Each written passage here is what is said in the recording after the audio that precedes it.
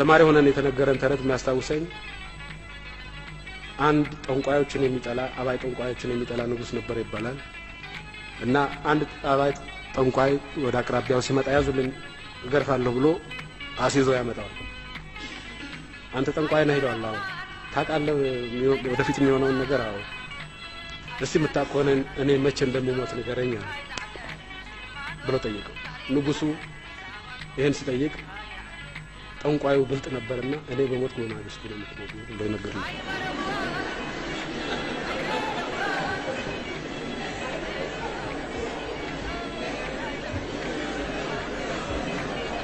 በዚህን ጊዜ ንጉሱ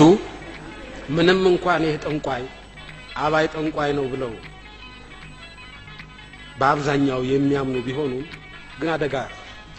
እሱ በሞተ በማግስቱ ሞት ከሆነ ይሄንን አደጋ ከመሸከም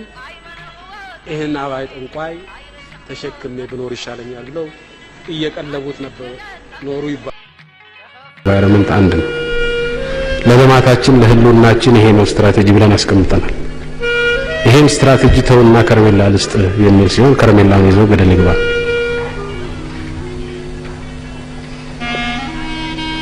ይሄን ስትራቴጂ ሳይነካ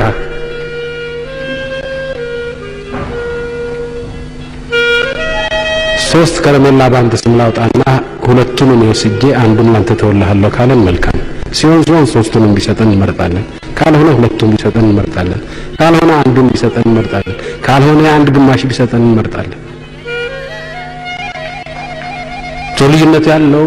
ስትራቴጂያችንን የሚጎዳ ነው የማይጎዳ ነው እዛ ላይ ነው ማጠንጠኛው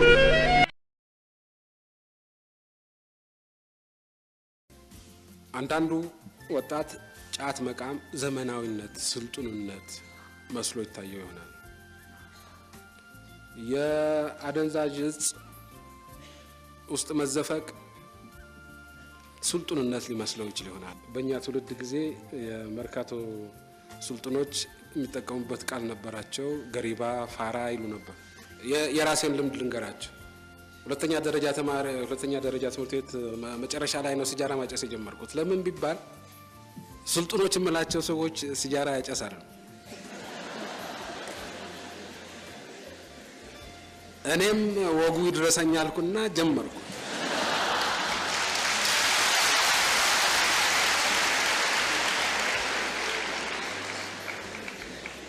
ነገር ግን አሁን በሰለጠኑት ሀገሮች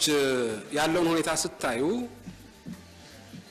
ሲጃራ የሚያጨስ ነው እንጂ ፋራ የሚባል የላሊበላን ግንብ የሰራን የጎንደርን ቤተ